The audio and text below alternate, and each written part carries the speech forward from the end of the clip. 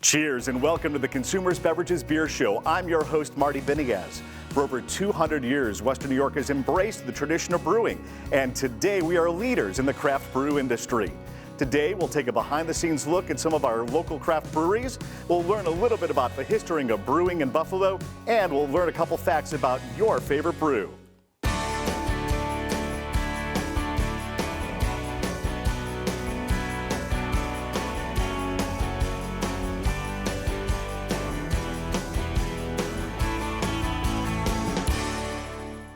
Our first local brewer started out in sunny California, where he perfected the art of West Coast IPA. Now Carl has brought that tradition right here to Western New York. Let's coast right on over to Pressure Drop Brewing. My name's Carl Colby. I'm the head brewer of Pressure Drop Brewing in Buffalo, New York. Started Pressure Drop Brewing in 2017. Previously, I was living in Northern California, and I was brewing for a company out there called Knee Deep Brewing Company. I was there for about 3 years, and I used all that time to basically learn every single thing that I could in order to create my own brewery. 3 years of brewing, cellaring, cleaning, and then also doing sales, working in the tasting room. Every single aspect of the business that I could get my hands on, I did. With living in Northern California, there's a very specific style that we do out there, and that's West Coast IPAs. It's crisper, it's lighter, it's drier, it's sticky, skunky, dank. The yeast itself is like much more neutral, and you're looking for an IPA that's just more refreshing, you know? Something that you can just absolutely crush. It's crisp, it's clean, it's just absolutely beautiful, but at the same point, it's so very heavily hopped that the hops just shine through on the front end with just like that nice little touch of bitter on the finish that just lets you know that it's an IPA. The first beer that we ever actually brewed here was Strummer, which is our Belgian blonde ale. The second beer we ever brewed here was Sticky Trees. But the core beers that we make like all the time that are available year round is Strummer, which is a beautiful light crisp Belgian blonde ale. It's got like just a little hint of banana and clove on the nose. It's not overwhelmingly Belgian, it's much more approachable. It's real gateway craft beer. Sticky Trees, obviously the West Coast flagship. Then another core beer that we actually came out with about a year and a half ago is Sticky Icky. So that is Sticky Trees, like kind of almost twin, but very different at the same time because it's different water chemistry, it's different yeast, but it's still all the exact same grains, it's all the exact same hops, but it comes out way softer, way juicier, but at the same point it's still got a little bit of that West Coast vibe to it where it's like kind of skunky and dank and it's got all that goodness going on.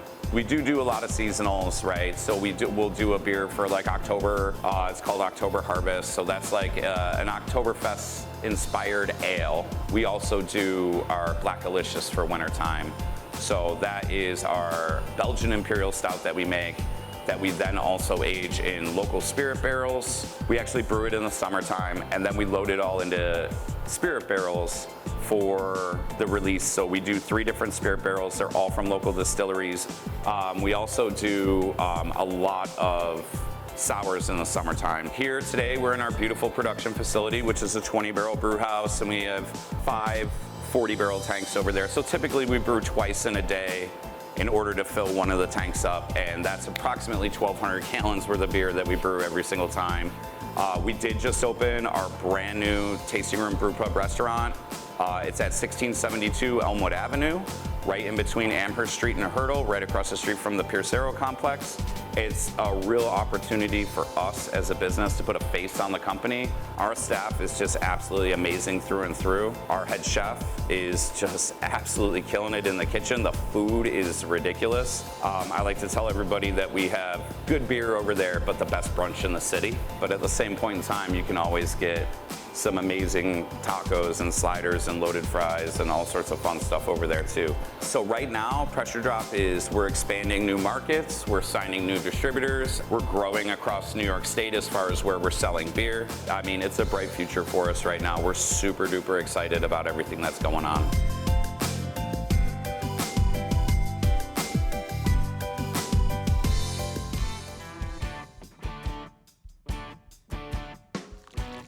The oldest brewery in the world today is the Weihenstephaner Brewery in Freising, Germany. What year was it founded? Is it A, 782, B, 1040, C, 1673, D, 1812? The answer is B. The brewery was founded in 1040, making it almost 1,000 years old.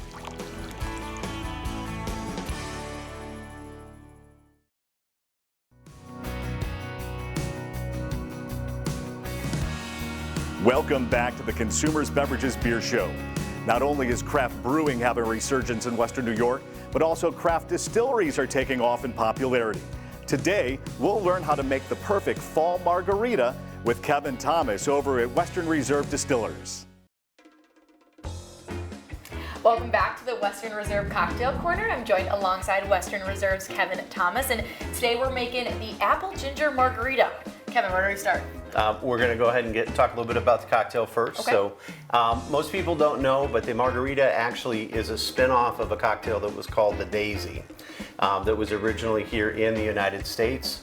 And it's really when Prohibition hit and everybody started to go down to Mexico to drink that the actual margarita was born. And that's really when the cocktail was first established. Kevin, can you go a little bit into detail about the difference between Reposado and then Blanco? Yeah. So obviously this is a Reposado. You notice it has a little bit of a kind of a dark amber color to it. So really what we do first is we do the fermentation of that organic agave.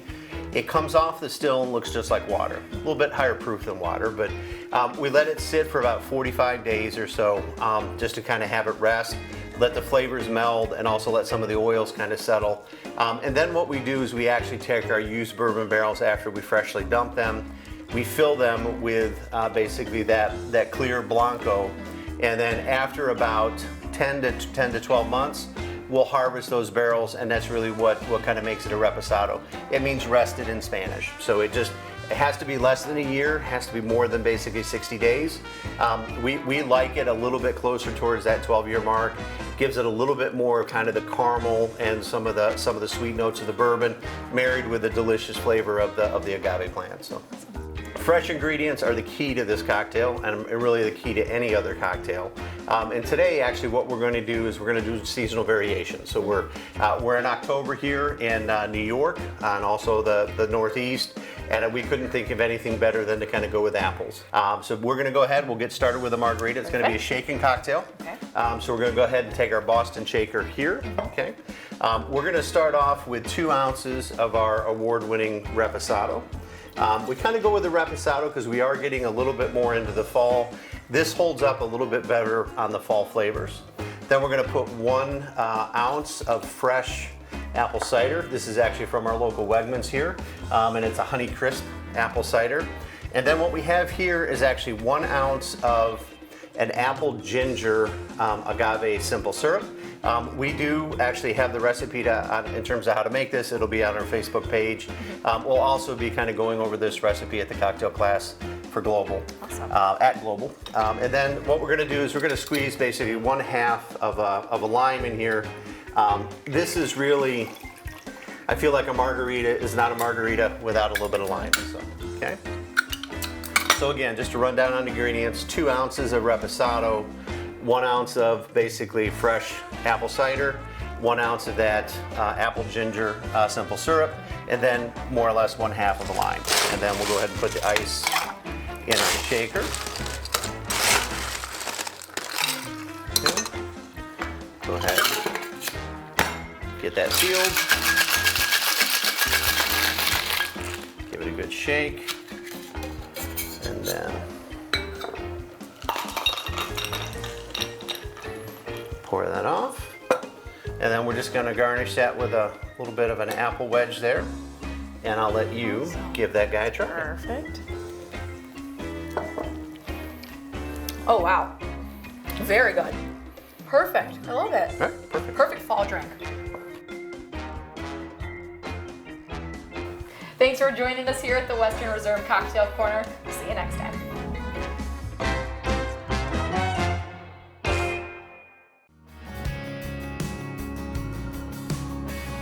Our next local brewery is Buterra's Village Brew House in Hamburg, where Jimmy and his team are coming up with some incredible small batch brews and the area's best artisan pizzas to go along.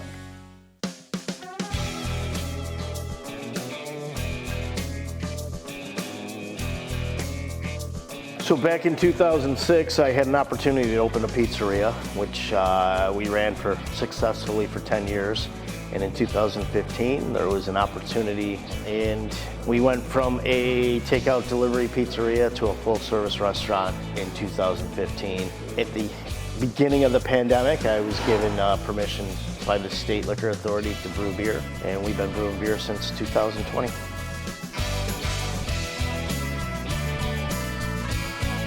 So one of the first beers we brewed when we came on in 2020 was a pandemic porter. It's a porter with raspberry mixed in with a very nice, easy drinking porter.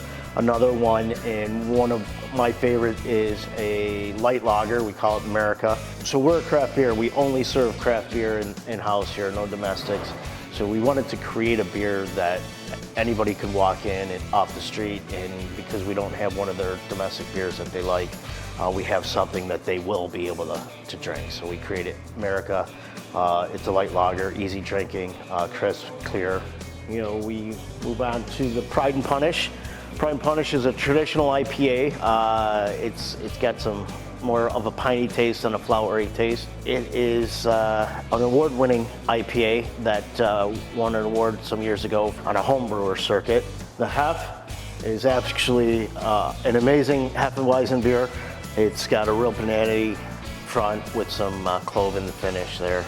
Very traditional. We also brew our homemade root beer, which you know, every kid loves to come and have a beer with dad, so having a root beer on tap is always a pleasure. And then one of our other excellent IPAs is Kickstart Your Hops. This is a hazy IPA that is florally and you know, rich in drinking. We just started a series called Land of the Free, and every few months we're going to find an American-style beer to brew, and so we'll change it up. We'll have a Kentucky Common, we'll have a California Common, and other American-style beers, you know, pre-Prohibition, that we could brew and just pay homage to, you know, the land of the free.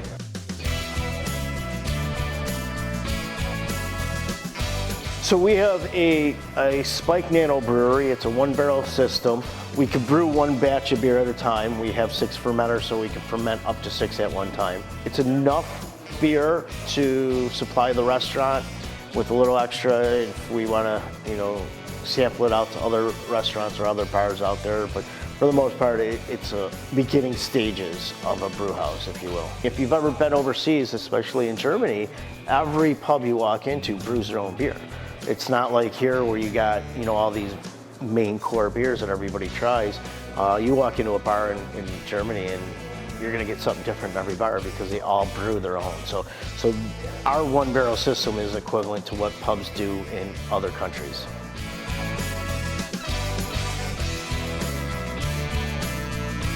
You know, always looking to expand, and we're always looking to grow. We've been brewing for about 2 years now, almost 3 years, and you know, the next step is a bigger system. Right now we're a 1-barrel batch. We would love to get into a 20-barrel system, do a full production thing, you know, and that's kind of where we're driving the ship to.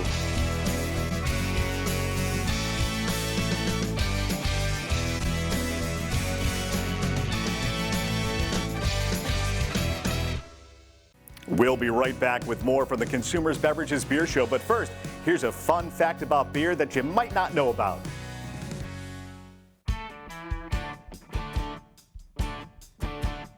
The strongest beer in the world is called Snake Venom, and it has an alcohol content of 67.5%.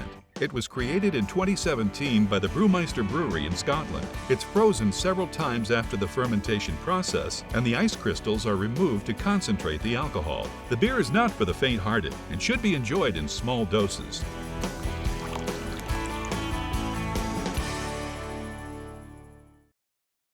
Welcome back to the Consumers Beverages Beer Show. Brewing in Buffalo hasn't always been easy. Next, we'll talk to local beer historian John Ice, who can tell us more about the government rules and regulations that were put in place that made some breweries take drastic measures to survive. There was the blue laws in in the 1800s. There's still some today, but where one of them was no selling of beer on a Sunday. You couldn't sell any beer on Sunday. So there was something that came about called Weiss beer or white beer, which was made with wheat, and it didn't quite fit into the definition of what beer was. So they could produce the Weiss beer and sell the Weiss beer, and it had alcohol, it was alcoholic beer, and it was legal on Sundays. So all of a sudden, a bunch of these small little breweries popped up just for the purpose of selling Weiss beer on Sundays.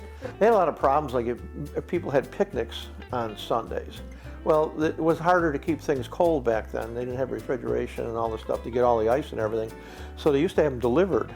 The brewery salespeople would deliver beer to a particular picnic, and they couldn't do that. So there were a lot of people got in trouble where they were selling it on Sundays, and some police officer or whatever would catch them and turn them in, and they would be in court.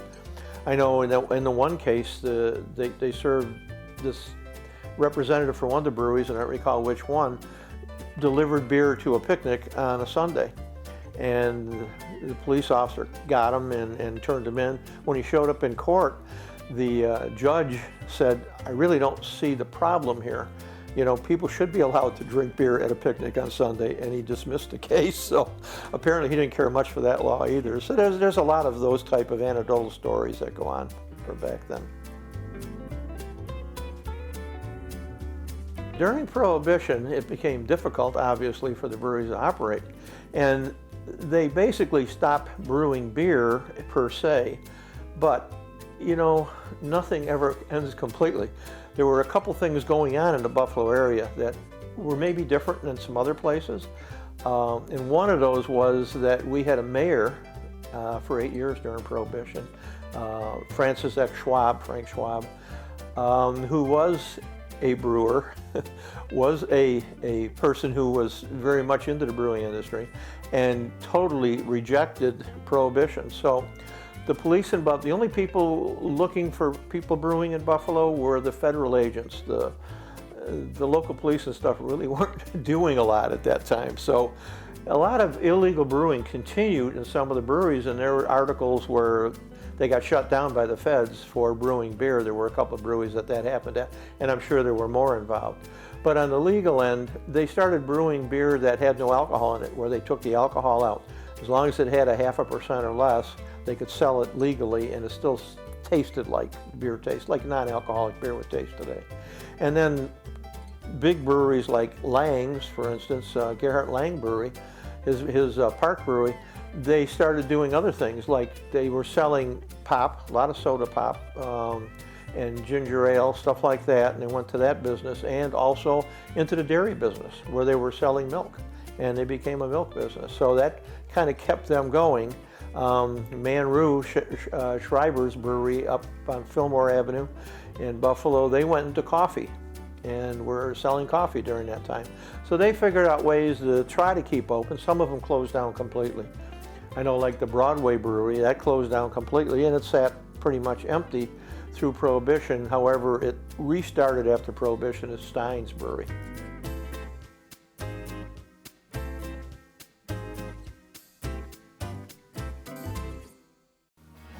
Before we go, let's take a look at today's sponsor.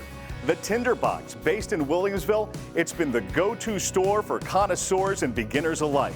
Now over to Jim Wiedenbeck to tell us a little bit more about the Tinderbox. Back in 1995, my father felt there was a need for a premium cigar shop in Western New York. He had a job that traveled all through the U.S., and there was really nothing in Western New York. He retired from his day job, and we opened the business. We feel we got one of Western New York's largest selection. We also felt the need for that, in that when we went to other cities and stuff, the selection was definitely a lot larger than anything we had seen in Western New York, and we wanted to be that premium selection. There's three main growing regions cigars come from: Dominican Republic, Nicaragua, and Honduras. Back in '95, most of the cigars came from the Dominican, and it seems that as people's tastes, evolved, Nicaraguan tobacco became more sought after just because it's a little more complex, a little more character to it, where Dominican cigars tend to be the milder ones on the market, which are good for, occasional smokers or new cigar smokers. Almost in the beginning, we were approached by Davidoff to be a white label dealer. We're exclusive to Western New York, and actually we're exclusive pretty much to the Niagara region. The closest store is Syracuse, or you actually got to leave the state and hit up Pittsburgh. So we're an exclusive Davidoff retailer, which is a high-end cigar, and quite an honor to carry. We do get usually a large selection of limited cigars. And they, again, tend to come around the holidays, Father's Day, Christmas. So we have one of the largest selection of rare cigars, whether it's in the Fuente, Opus X, Oliva, even rare Cohibas and Monte Cristos.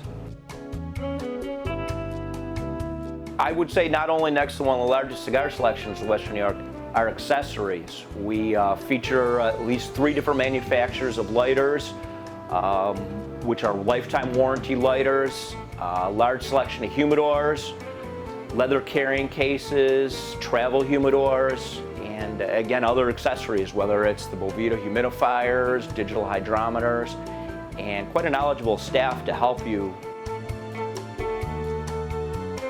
Our lounge is a public lounge. The only rule per se is that you do have to purchase the cigar from us to use our lounge. We have some of the more comfortable lounge chairs in Western New York. Our chairs are from Dream Seat, which you'll find in a lot of professional sports locker rooms. Quite comfortable chairs. We got bar seating too. We just installed a new HVAC system that is absolutely wonderful. Probably the best in Western New York. So it really does help minimize the smoking in the store. Just like everybody else is doing, we do have what's called a Connoisseurs Club. It's a loyalty program.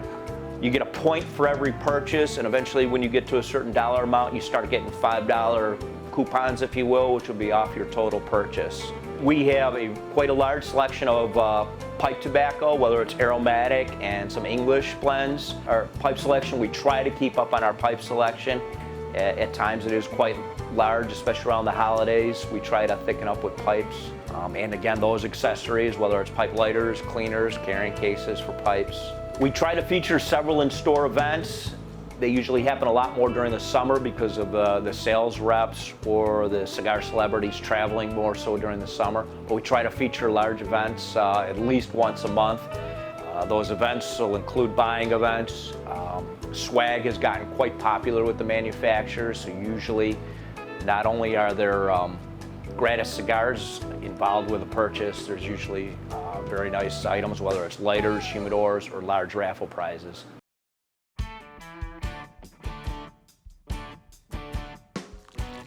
The Guinness Book of World Records was conceived by Sir Hugh Beaver, managing director of the Guinness Brewing Company, in 1954. After attending a party where guests argued about what the fastest game bird in Europe was, he came up with the idea of creating an authoritative source for pubgoers to settle their disputes about the record of a particular phenomenon.